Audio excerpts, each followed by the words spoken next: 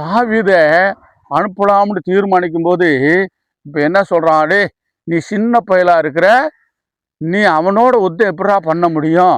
அவன் யுத்த வீரன்டா, சண்டைன்னா அவனுக்கு என்னன்னு தெரியும், உனக்கு என்னமே தெரியாது ஆடு மேய்க்கிறவனுக்கு என்று சொல்லும்போது தான் இந்த சிஷ்யத்தை சொல்கிறான். என்ன சொல்கிறான்?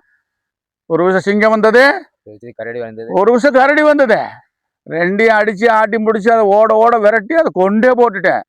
அந்த 2 பேர்த்துல ஒன்று மட்டும்தான் இருப்பான், இவன்லாம் எனக்கு எம்மாத்திரம் அப்படின்ட்டு அதை காட்டில இவன் சவால் விடுறான். யாரு? இந்த தாவீது சின்ன பையன். எனக்கு அன்பான தேவ ஜனமே, நான் சொல்கிறேன், இந்த சிங்கமும் கரடியும் வந்து அந்த ஆட்டை பிடிக்கும் போது நீயே நானாக இருந்தால் என்ன இருப்போம்? ஓடி போயிருப்போம். என்ன பண்ணியிருப்போம்?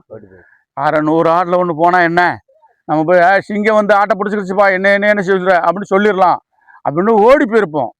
ஆனால் இவன் என்ன பண்ணிட்டான், என் ஆட்டை கண்ணுக்கு முன்னால் தூக்குவதை நான் பார்த்துக்கிருக்க முடியுமான்னு சொல்லி அந்த சிங்கத்தோட போய் மண்ணு கட்டி அப்படியே கட்டி உருண்டு அதை சில்வாயை அப்படி பிடிச்சி, தாடினானதே அது தாடினா சிங்கத்துடைய வாயை அப்படி பிடிச்சி அப்படி கிழிச்சு போட்டிருக்கான். யாரு?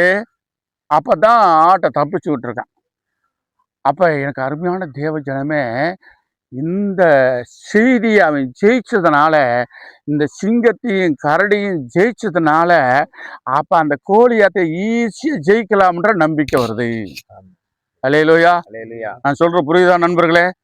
அப்ப ஏற்கனவே அந்த சிங்கத்தையும் அந்த கரடியும் ஜெயிச்சதுனாலதான் இப்ப ராஜா கிட்ட சொல்றான், ராஜா இவன் எம்மாத்திரம் இந்த கோலியாத்து, இதை காட்டில 100 மடங்கு பலமுள்ளவன் தான் அந்த சிங்கமும் அந்த கரடியும், அதவே நான் தூள் தூளாக பிச்சு அடிச்சு கொண்டுட்டேன், அதுல ஒன்னாதான் இவன் ஒரு பிஸ்கோத்தை விடுங்க நான் பாக்குறேன்றான்.